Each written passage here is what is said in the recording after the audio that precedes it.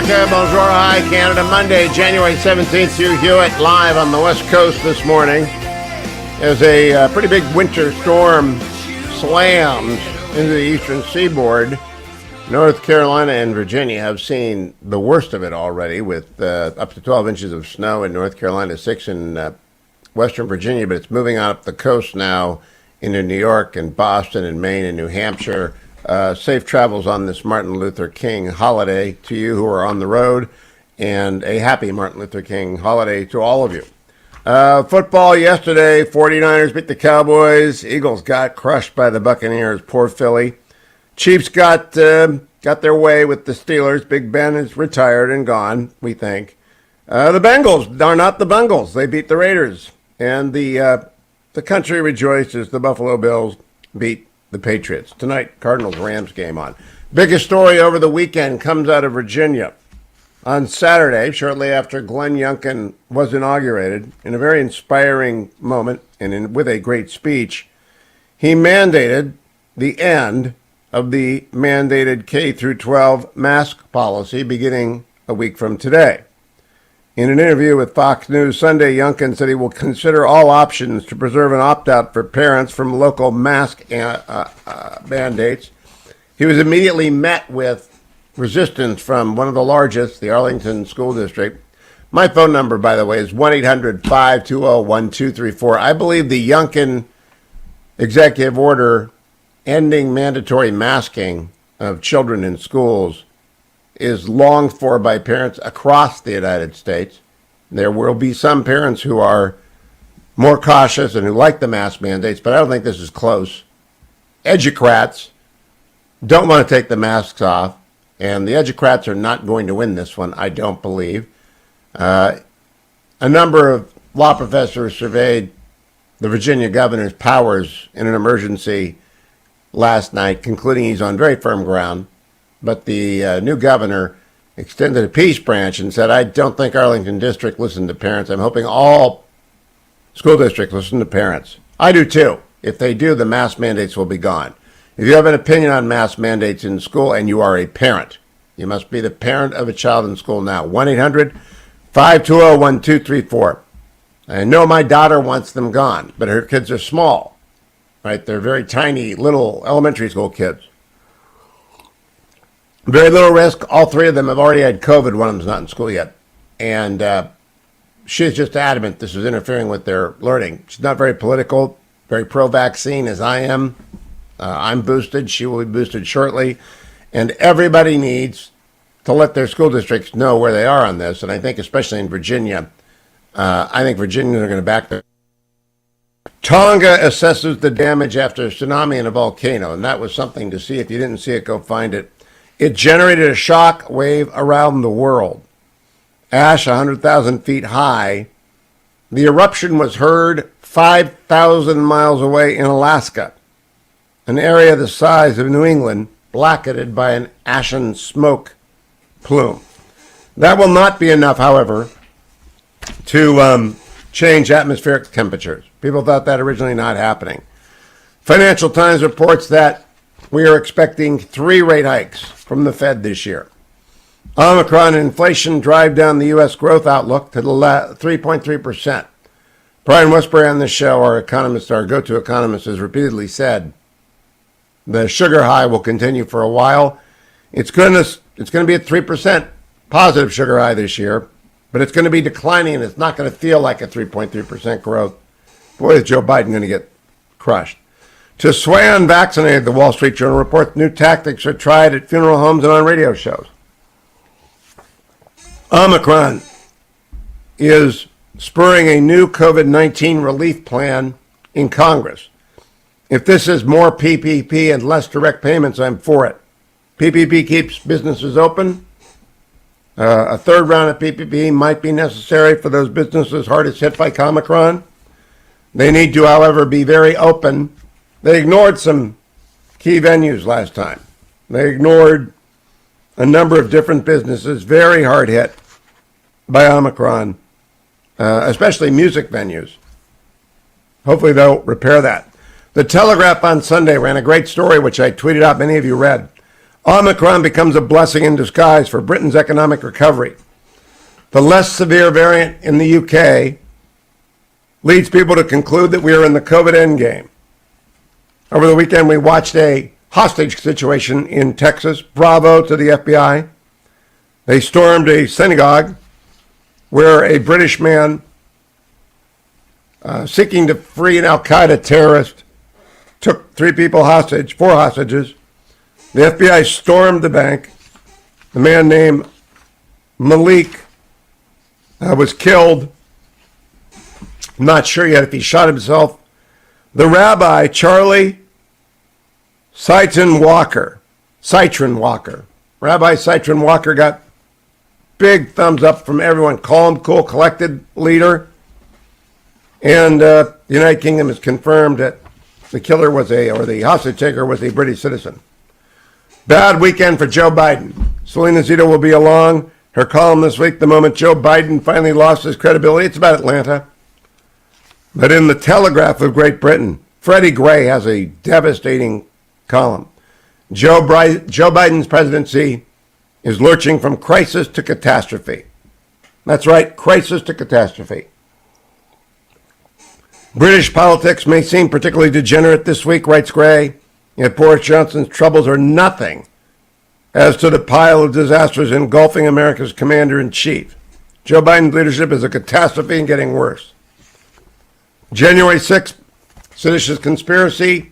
A lot of people talking about it. Remember, I think it's a grand total of 10 people. Does not involve any senior officials. Just remember that. Maxine Waters attacked Joe Manchin in Kirsten Cinema this weekend. We have that. I think we should play that. Cut number 12. Of course, we have Republicans who are basically following Trump and the kind of division that he's causing among not only, people of color, but the kind of divisions he's causing between the so-called haves and the have-nots. And so Republicans are not going to confront Trump. They're going to do whatever they're told. They don't have the spine to stand up against him. And so we're in a difficult position. We have 2 Democrats, Manchin and Sinema, and they are holding up the Democratic agenda. They have decided that they are going to stick with support of the filibuster, and they don't care whether or not they undermine the rights of minorities and blacks in this country. Blacks have fought very hard to make this a stronger democracy. We've worked very hard for equal rights. Not a good tactic to accuse Senators Manchin and Sinema of racism, but Maxine Waters went there. On Friday, after the show, the U.S. Supreme Court accepted an important Establishment Clause case. They're going to hear whether or not a football coach's on-field prayers can lead to his dismissal. Joseph Kennedy served as an assistant football coach in the city of Bremerton. A lower court rejected his claims that the school district suspended him, and that violated his religious rights. They argued his praying after football games with parents and teachers violated the Establishment Clause. It doesn't. I think Mr. Kennedy's going to win. We will see. I think it's going to be a great case to rewrite Lemon v. Kurtzman on. Some colleges loosen rules for the virus. New York Times reports. Why?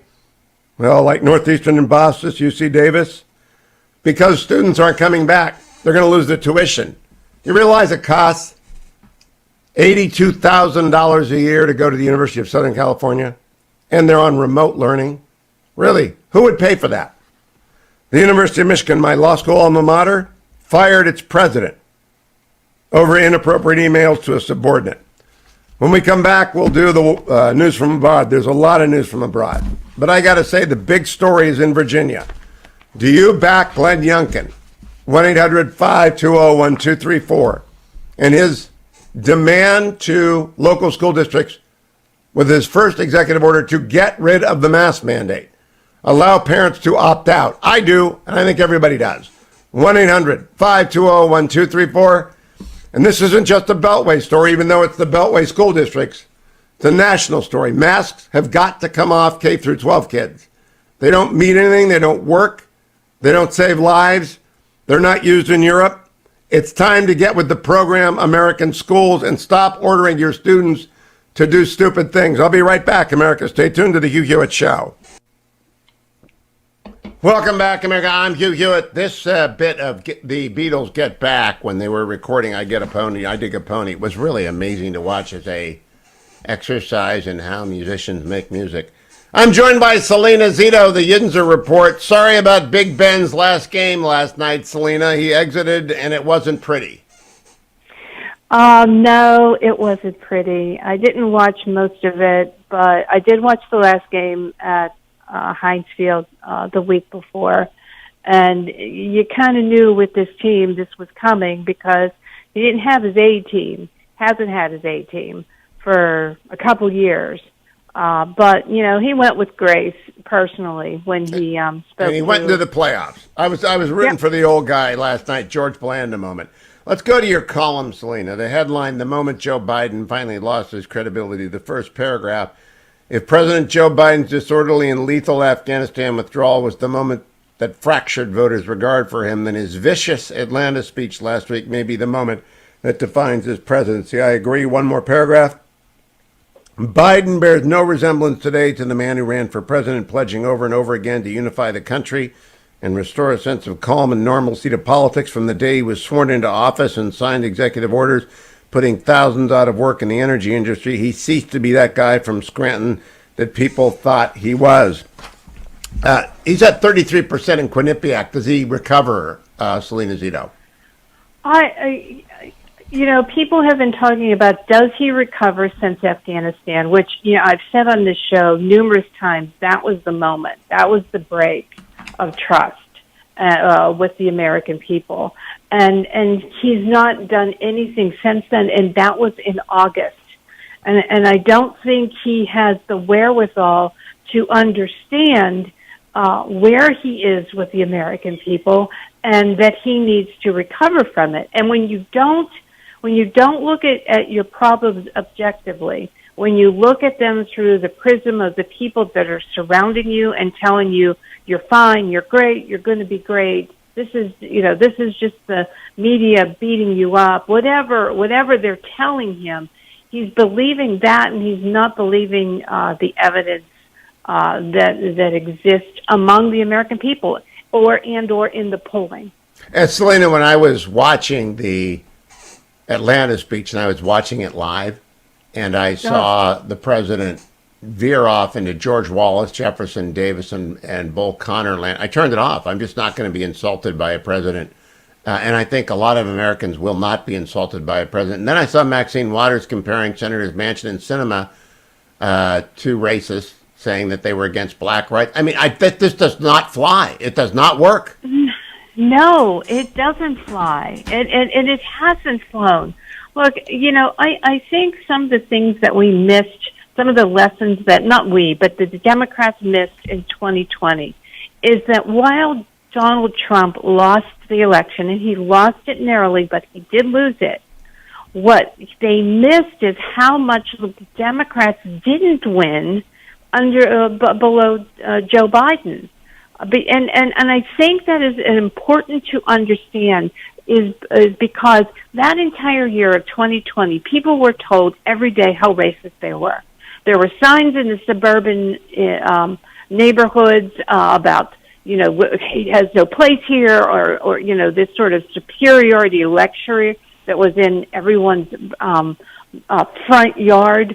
The ads, corporations, NFL, NBA, everyone was telling everyone how terrible they were, how racist they were, and yet they still went out there and voted conservative. They still went out there and voted Republican. And I think that is an important nuance to understand in that people were lectured in that cycle, and they defied them. And I think this racist thing that you throw at people every time they don't agree with you has tired. It's worn. It's over. I think that's one of the reasons why Latino votes are moving to the GOP. Absolutely. Is that they perceive the Democratic Party as not about working people. It's become about African American agendas, primarily the progressive left's agenda for African Americans, which isn't the African American agenda. I thought Glenn Youngkin did a very smart thing, not only in abolishing mask mandates, and there will be a fight, and it will be a national fight. I want your take on that, but also by taking off the diversity, inclusion, equity website. You get 1 minute. What do you think about those two things, Salena? I absolutely agree. Look, he went in there and did the thing he was supposed to do. Roll his sleeves up. First of all, visually, roll his sleeves up and say he's taking care of the roads and bridges during the snowstorm, but also that he was going to undo the very things that were tearing people apart. You know, I mean, if you talk to a black voter, they will tell you they're nowhere near where white liberals are on so many issues. They don't like people tearing people apart, and what Youngkin did was part of removing that. Salena, it's a great column. You got there about the same time that the British Telegraph Freddie Gray got, and I hope people go to the Washington Examiner and read your column, or go to selenazito.com and get everything that Salena writes sent to you in your email box. Happy Monday, Salena. Sorry we're in the off season for the Steelers. I'll be right back, America. Should Glenn Youngkin's attack on the mask mandate succeed? Should the courts back him up? 1-800-520-1234. Connection to the Hugh Hewitt Show. Of course, we have Republicans who are basically following Trump and the kind of division that he's causing among not only, people of color, but the kind of divisions he's causing between the so-called haves and the have-nots. And so Republicans are not going to confront Trump. They're going to do whatever they're told. They don't have the spine to stand up against him. And so we're in a difficult position. We have two Democrats, Manchin and Sinema, and they are holding up the Democratic agenda. They have decided. Morning, Glory America. Bonjour. Hi, Canada. Maxine Waters throwing darts at Kyrsten Sinema and Joe Manchin. I'm joined by Jake Sherman of Punchbowl News. My Punchbowl News isn't here yet, and I'm starting to get shakes, Jake. I always start the day with Punchbowl News, and it's not here. I thought maybe you were taking Martin Luther King Day off, but I'm told it's in the mail. It is, yes. I'm looking at the screen right now. It is 71% sent to our list, and it'll be out. It says finishes sending in about 3 minutes. I'm not sure, but we decided, I think just because of the federal holiday, we decided to take it easy and get up a little bit later this morning, although I was up at regular time.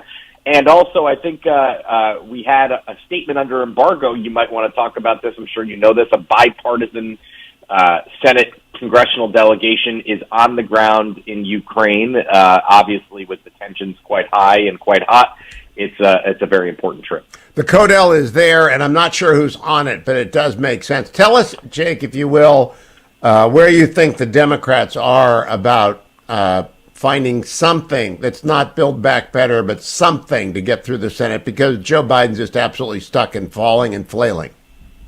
Well, Hugh, it's funny that you say that, but that is something we explore a little bit this morning. I would have to imagine that we kind of lay out in the newsletter this morning how we see the next 8 or so weeks, a little bit less than that.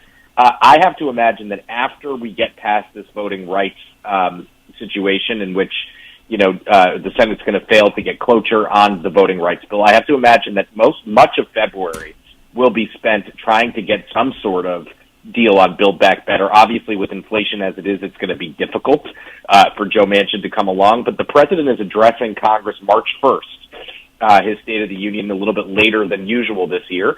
And with the State of the Union, you have to imagine the president's going to want something to talk about. And I have to, based on our reporting, that something is going to be some sort of Build Back Better. But they're nowhere right now. I mean, it's important to note that. They're absolutely nowhere right now. Now, I wonder if, from your reporting on the Hill, the widespread impression that the Atlanta speech was a disaster, and I got to comment on that night with Brett Baer on Special Report, and I was so easy for me to say I turned it off. It was off the rails and crazy. Now it is generally understood, I think, by independents and Republicans to be off the rails and crazy. But there you have Maxine Waters supporting the president. Did he shore up his base, or did he shatter the party? I'm not sure. I think he shored up his base. I don't think he shattered the party. I think he shored up his base. But, listen, even Nancy Pelosi had what to say about that speech. Dick Durbin said his rhetoric might have been a little too hot. And he went, interestingly enough, he was on the Hill for Harry Reid's lying in state, and he stopped by Mitch McConnell's office. McConnell did not see him, was not there. He told me they were not able to connect. So not a good. Let's just say this: last week was a really bad week for the President of the United States. I don't think, like Mitt Romney said, he's had a year of bad weeks. I think he's had good weeks. There's no question about it. He's had good weeks, but last week was not one of those good weeks. Yeah, Mitt Romney was on Meet the Press yesterday with Chuck Todd. Let's listen to the senator from Utah, who, along with Susan Collins, probably is the left edge of the Republican Party. He's a center-right guy, but he's the left edge of the Republicans in the Senate. Cut number 10. Well, there's no question but that the nation is severely divided. President Biden said he was going to try unite the country. Obviously, as you pointed out in the last segment, his comments in Georgia did not suggest he's trying to pull us back together again. He's got to recognize that when he was elected, people were not looking for him to transform America. They were looking to get back to normal, to stop the crazy, and it seems like we're continuing to see the kinds of policy and promotions that are not accepted by the American people. Look, James Carville just said that he's had a bad week, but not a bad year. No. As a matter of fact, he's had a bad year. He's had 52 weeks of bad weeks. I mean, people are 7% poorer now because of Biden inflation. Gasoline prices are 50% higher than they were when he took office. The border is a mess. COVID was resurgent, but he didn't have in place the tests people needed to keep themselves safe. And then, of course, there was a disaster in Afghanistan. Russia's now threatening Ukraine. Things are not going well. And the president needs to stop and reset and say, what is it he's trying to accomplish? And if it's to try and transform America, he's not going to unite us. Bringing us together means finding a way to work on a bipartisan basis. He had one success, the infrastructure bill, and that was done by Republicans and Democrats in the Senate working together. Build on that kind of success. No, I think Mitt Romney, when you've lost Mitt Romney and he says you've had a year of bad weeks, that's pretty devastating to the president's ability to move a 60-vote measure, isn't it? Yes, but I would argue, and this is a larger argument, I'm not sure the country can be brought together in the way that Biden suggested it could be. I do think that the infrastructure bill was a good example about how to create kind of heat and then build off of that. And we might yet see that with voting rights, Hugh. I actually don't rule that out when it comes to this voting rights push by Susan Collins and other people like Mitt Romney. So, all that said, I hear what he's saying, and I do think there's a chance for additional kind of work in that respect. Well, let's be clear about voting rights. Voting rights is, when Democrats talk about voting rights, they're talking about federalizing elections. When Republicans talk, they're talking about reforming the Electoral College Act, an 1896 act or an 1876 act that does need reforming. So that's obviously on the table, but you're not going to generate the base. What I have to think right now, Jake, is that some Democrats still have to be looking at retirement. Do you think we'll get any more Democratic retirements in what is already a banner year for them running for the gates? Yes, I do. I think I line up with McCarthy on this, and he thinks they'll be close to 30. I think that's probably right. I think we could see some more in the next couple weeks. And just on the voting rights thing, the key to that will be whether they're willing and able to go beyond the Electoral Count Act to other. I mean, Susan Collins has mentioned protecting election workers, renewing some election grants. So there are options beyond that. The question is, can they get it to a place where it doesn't look like it's a replacement for what the Democrats are doing? And I think politically that will be important. But, Manchin has said time and time again, and there's some truth to this, if Biden wanted to pass the things that he says he wants to pass, he needs more than a 50-50 Senate. That's just the reality of it. And I think that's right. You have to work with the Senate you have, not the Senate you want. Now, Jake, I'm curious. I've got Carla Sands coming up, the former ambassador, who is running for the Senate seat in Pennsylvania. That went from being an endangered Republican seat to now having not just Dr. Oz, but McCormick, the investment banker, and Sands, the ambassador. All of a sudden, you have three strong Republicans, maybe four, and I think his name is Bardo. What do you make of that race now? What did they talk about on the Hill? Well, I would say McCormick will be interesting to see. I think McCormick and Dr. Oz are two very interesting candidates. McCormick is going to get hit on Bridgewater, his former employer, and their heavy investments in China. And we saw Ray Dalio, who was his boss and the founder of that firm, basically say on television on CNBC a couple weeks ago that he can't have any issue. He can't control what China does in the human rights realm, and he's not going to not invest there because of what they do, something to that effect. I have to imagine that McCormick is going to get hit on that. He says he disagreed with some of their policies on China, and that will be an interesting race. Dr. Oz, Dr. Oz is one of these new candidates that's born out of the Trump era, right, Hugh? I mean, it's a person who's neither McCormick nor Oz have lived in Pennsylvania in recent years. They're both from Pennsylvania in some respects. And Sands is all up on TV trying to grab the mantle of Donald Trump, so a very interesting race. We'll have to see who comes out of the Democratic primary, too. Will it be John Fetterman? Will it be Connor Lamb? All very interesting. I'm rooting for Fetterman, of course, but Carla Sands coming up, the ambassador to Denmark under President Trump, is self-funding, as is McCormick. Can Dr. Oz match that kind of money very quickly, Jake?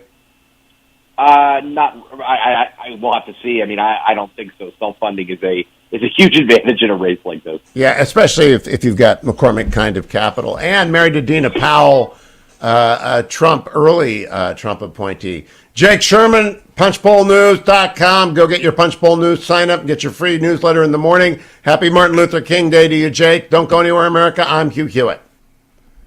Welcome back, America. I'm Hugh Hewitt. Thank you for listening. I'm joined now by Ambassador Carla Sands, former United States ambassador to the Kingdom of Denmark. She served 4 years under President Trump in that position. She is now a declared candidate for the Senate nomination on the GOP side in the Keystone State, the Pennsylvania primary. Good morning, Ambassador Sands. Welcome to the Hugh Hewitt Show. Thank you, Hugh, and thank you to your listeners. Let's begin by doing bio. First of all, your campaign website. What is it, Ambassador? Well, my website lays out a little bit of my story, how I grew up in the center of our great Commonwealth in Cumberland County, and my Pennsylvania ancestors fought in the American Revolution and in the Civil War. And Hugh, this is our time to fight for our country and for me, our Commonwealth, because I feel like the left is attempting to really take over this country in a way I've never seen. I went to high school and undergrad in Pennsylvania, practiced alongside my father in our third generation chiropractic office as a doctor of chiropractic in Camp Hill. And then I went on to run our family's company when my late husband suddenly passed away. And that's when I met President Trump. At that time, he was Donald Trump. I am the only candidate in this race that helped raise money for him, worked hard to help him get elected, and he then appointed me to his Economic Advisory Council and then his ambassador to the Kingdom of Denmark. Now, Mechanicsburg, Pennsylvania is your home. You end up marrying... Well, I live in Camp Hill. It's in just Camp, the next okay. town over. Yeah. But you were originally from Mechanicsburg, right? That's where they built the Conestoga wagons. That's why I know about Mechanicsburg. That's right. So I lived in both places as a child. Yeah. Okay. And so you come to L.A., you get married to Fred Sands, who's legendary. I was in the real estate lawyering business for 30 years, so he's legendary. Okay. So you're legendary. He was. So I'm curious as to how your California years compared to your Pennsylvania years. Sure. Well, I was practicing with my dad at our chiropractic office when I got an opportunity. It was an opportunity to go to Los Angeles and do a soap opera, and I didn't want to go, but I took it. And so I did that for a few years and a couple of movies and primetime TV, lots of commercials. And then I sat for the board and practiced as a doctor of chiropractic in LA. And that's when I met my late husband, the love of my life. And we got married and had a daughter together. And we worked hard to raise money, like Ronald Reagan said to do, to help get elected the most conservative person that you can. So we raised money for a lot of Republican politicians. Oh, and speaking as a Californian who was active in Republican politics and media, Fred and Carla Sands did yeoman's work. Now you're back in Pennsylvania. You've moved back there. Tell us about the time in Denmark and your experiences representing the United States in the Kingdom of Denmark, which was it's a vigorous member of NATO. I'm not sure they're spending their 2%, but they're a vigorous member of NATO, and they have deployed alongside our troops in hotspots around the world. That's right. So I moved to Copenhagen in 2017 with my then teenage daughter, and she finished high school together. And I worked with our great team at the embassy there. And we really did great things. For one thing, we got Denmark to increase their NATO spending in a non-budgetary year.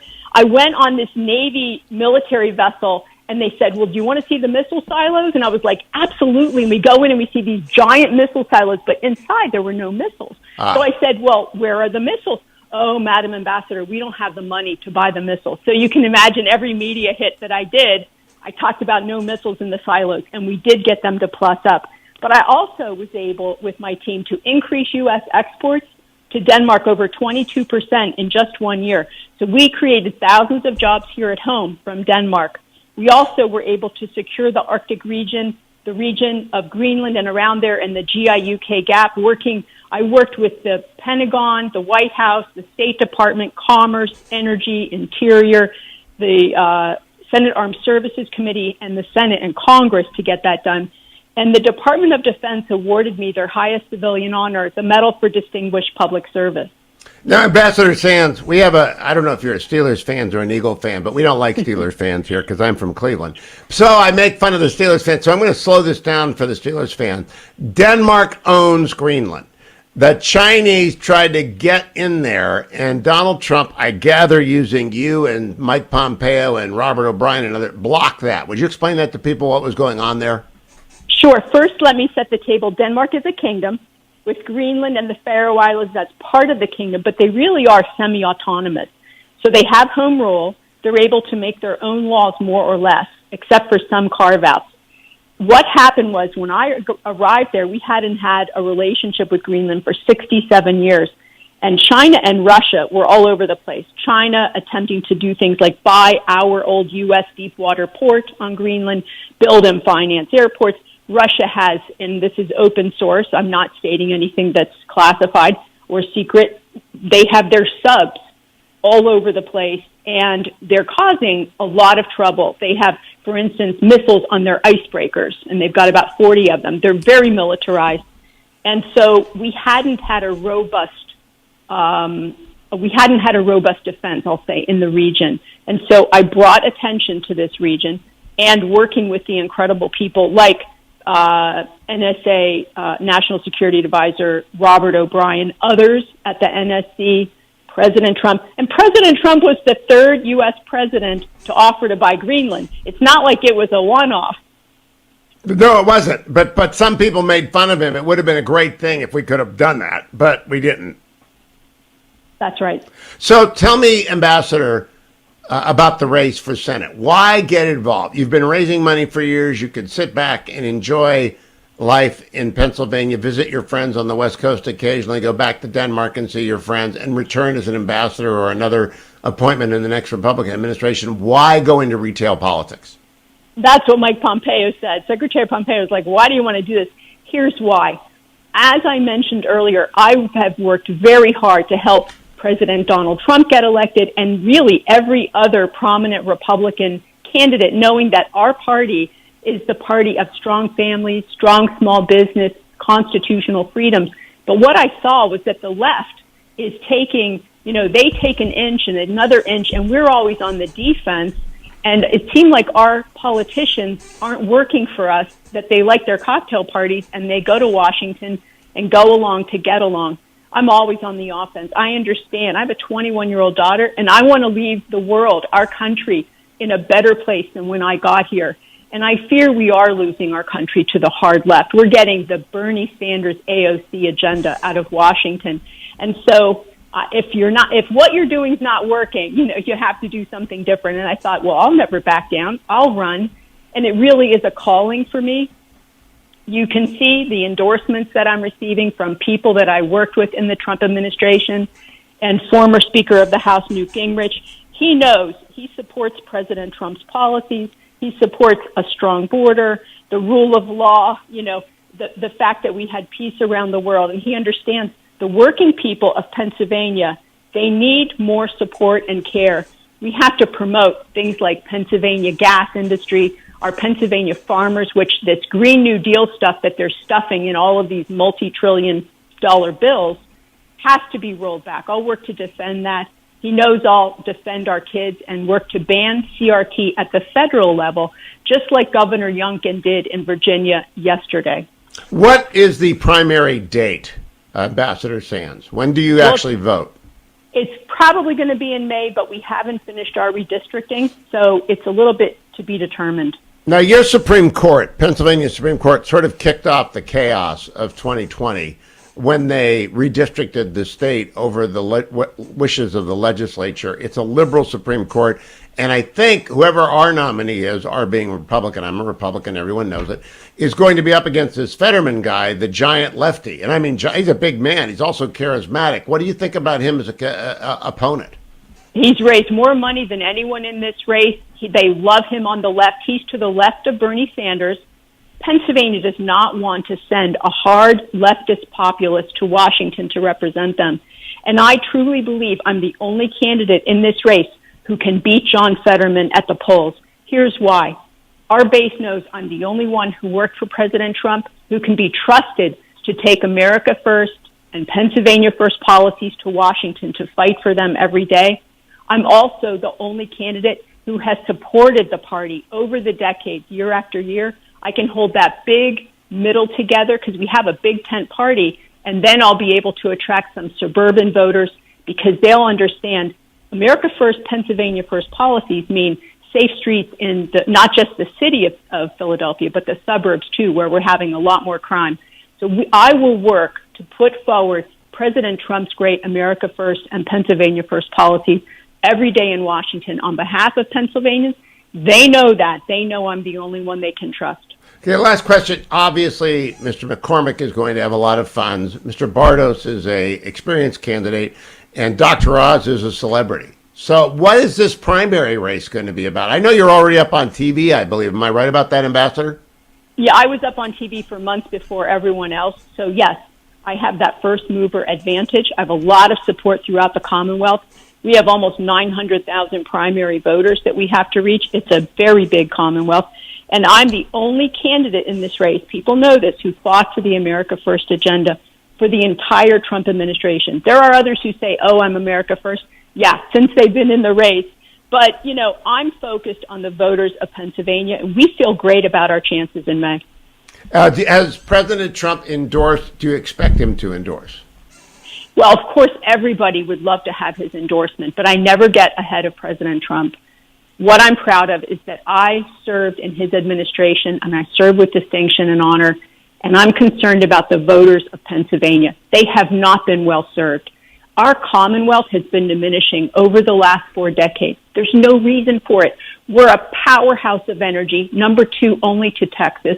We have some of the best higher education institutions in our country, and we have world-class health care. With those assets, we should not have just lost a congressional seat and $1.7 billion to our GDP in 2019, which was a stellar year. Yeah, the biggest impediment to Pennsylvania, Ambassador, is it's next to Ohio, and people just would prefer to live in the Buckeye State. That's the biggest impediment. But I thank you. Tell me the web address for Sands for. Thank you, Hugh. So please go to carlasands.com. carlasands.com. We're getting throughout our Commonwealth. Our team is traveling. I'd love to come to your area and talk to your group. Just reach out to us. I'd love to have you volunteer for our movement, and humbly, I hope for your support. carlasands.com. Thank you, Ambassador Sands. I love talking. You. I love talking to candidates. It's going to be a wild primary. I'm going to talk to them all. I'm going to talk to them all. Maybe I'll do a debate up there. I've done them already in California, Minnesota, and Ohio. Another one is coming up in February. 2 more actually coming up in February. I have moderator credentials. If they stipulate to my rules, 30-second questions, 75-second responses, a bell that's a hard bell, no right of reply, I'll go anywhere to help Republicans moderate a debate. Welcome back, America. It's Hugh Hewitt. Josh Kraushaar is with the National Journal. You can follow him on Twitter at Hotline Josh. Josh, I've spent most of the morning talking about Glenn Youngkin's inaugural address, his first executive order, his second executive order, and now the immediate rejection of his authority as governor to mandate parental choice vis-a-vis masks by the Arlington School District. What do you think of this as a political and a legal issue? I think it's big. I think it's important. I think it's going to presage a lot of politics of 2022. But what do you think? Hotline Josh. It is a big political move, not just for the governor, but where the politics of education go over the next year. Governor Youngkin is positioning himself a little more like Ron DeSantis than Larry Hogan across the river in looking to really pick a fight with the very blue, very Democratic counties outside of Washington, D.C. It's not just Arlington, it's Fairfax, Alexandria, all those inner suburban counties outside Washington that have insisted on maintaining the mask mandate for the time being, at least. Look, I think Youngkin looks like he wants to pick a fight, and he's given these counties 8 days till the 24th to allow them to interpret the guidance, to make moves to accommodate the new executive order. But they're not going to go silently in the night, and this is, I think, going to be a very heated fight over the next week over what the school policies are in these suburban counties. I think it's a set-piece battle that Youngkin decided to pursue in the first week as a means of telegraphing to Republicans nationally who he is and what he intends to do. But I also think he won on this issue, and if he hadn't delivered, he would have lost an enormous amount of his popularity immediately. Yeah, I mean, look, I think now, the thing that positions him in a more aggressive posture is that he's, unlike some Republican governors, probably the majority of Republican governors, he's suggesting that he's going to try to overrule the counties. So some Republican governors have said, let's let the counties, local rule, let them make the decisions. These are very Democratic counties. I would imagine a majority of the parents in Arlington and Alexandria would still support the mask mandate. So there is a little bit of tension with the local aspect, local rule aspect of his movement. But at the same time, the science has moved in his direction, right? The science shows that if you want to wear an N95 mask for a child, the kid is protected, the child is protected. So you can, but we didn't know that, several months ago when some of these fights started to take place. We now know that, the cloth masks are more symbolic than actually doing any good to protect kids from Omicron or any of the other variants. We also know that Omicron is a much less virulent form of the disease. Yeah, and less virulent, and with kids, they never a child. Actually, let me correct that. It is more virulent, less deadly. It's much more contagious. It's just much less deadly. Right, and I think, look, a lot of I can speak from personal experience. A lot of parents in this area living in Fairfax County are still very concerned, given the widespread of Omicron, even though it isn't as deadly, as doesn't cause at the same rate of hospitalizations as the previous variants did. But there's still a lot of anxiety in the Northern Virginia area. So he is, Governor Youngkin is picking a fight. I think it's a fight that there are a lot of folks in the middle that are like, we need to get an end. We need to have a way to get rid of these mask mandates at some point. He's picking an aggressive fight early on, but it's one that may determine the success or failure of his governorship here in Virginia. Now, when he was asked the question by WTOP, he responded he would use all authorities, which I believe he means he will sue these counties. He's got a new attorney general. I would nevertheless select a special counsel like Paul Clement or someone like Ilya Shapiro to bring the argument. It will go to state court first, whether or not his emergency power overrules the local school districts, but it could end up at the Supremes. Do you expect that they will go and brace themselves up with outside counsel or rely on the same district attorney who's been enforcing mask mandates? Yeah, so I haven't heard anything about their legal strategy. As you know, we now have all Republicans in statewide office. It was a clean sweep, and you have an attorney general in Jason Miyares, who is going to be the lead, legal point of contact in the state. So, I think everything that they're telegraphing suggests they're going to be aggressive. I'm expecting a fight. He's given the counties, all the counties in the state, till the 24th to accommodate the new order. But from his rhetoric and frankly from his interview on Fox News Sunday, the governor has been a lot more aggressive, a lot more eager to kind of live up to his campaign message on education than a lot of folks expected. Do you think, as I do, that this becomes a proxy battle for every state, every district? I think he's actually positioned this perfectly. Inside the Beltway district takes him on. It gets national news media attention. I think everyone is going to follow this. For the Republican base, taking on literally you're taking on like these very blue counties right outside of Washington. I don't know if you saw this, Hugh, but Jen Psaki, who's apparently her kids are in Arlington County public schools, already picked a fight with Governor Youngkin on Twitter, saying that she wants them to keep the mask mandate, and she's glad Arlington County Schools has the mask mandate. I mean, this isn't just a fight in another state. This is literally right outside the nation's capital. It's outsized attention. It is a proxy battle on this issue for the entire country. The governor should not respond to Jen Psaki, though. He shouldn't punch down. He should go to court. Josh Kraushaar, I know you're covering this. Hotline Josh on Twitter. It's significant, it's enormous, because it's the governor duly elected taking on the new Rome of the blue suburbs outside of the Beltway and legacy media. I'll keep you updated on it, as will Josh, if you follow him at Hotline Josh. Thank you, Ben. Thank you, Adam. Thank you, Generalissimo. Have a great Martin Luther King Day. I'll be back tomorrow on the next Hugh Hewitt Show.